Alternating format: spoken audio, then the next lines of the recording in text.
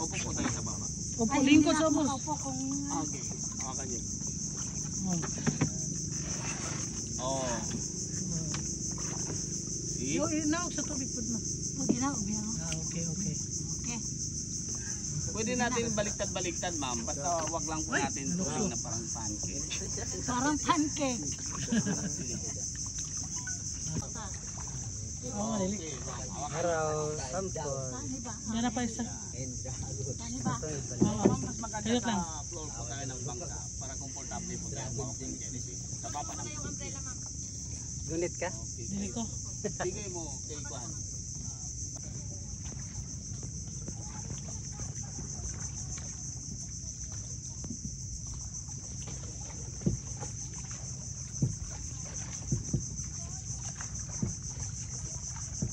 Hingi ta.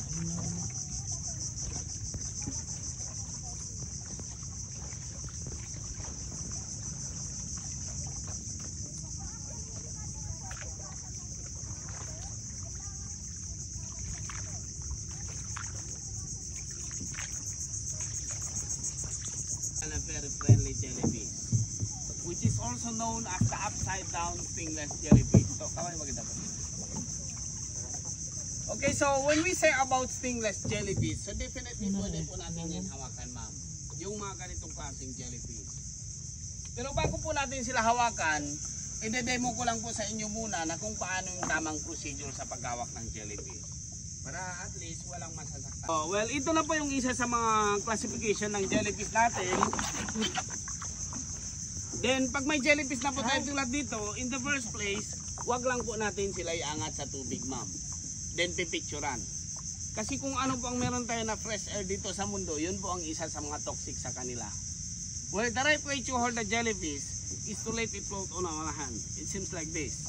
So, don't let it up. But if you do, it's called suffocating. Okay, so remember, kahit sino man yan, pag sinasakal natin, makikipag-break po yan, ma'am.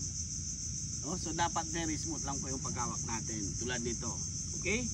So, and you have nothing to worry about your safety din, ma'am. Ng mga bakawan natin. Okay? So, now, for the female mangroves, we can easily identify through their leaves. Diyan po ay malalaman natin, ma'am. Itong si bakawan babae kasi medyo may pagkabilog lang po yung kanyang dahon. And then broad. And then we get to look with his flower distribution. A female mangrove has a multiple flowers. Kumbaga mabulaklakin lang po yung si babae compare sa lalaki.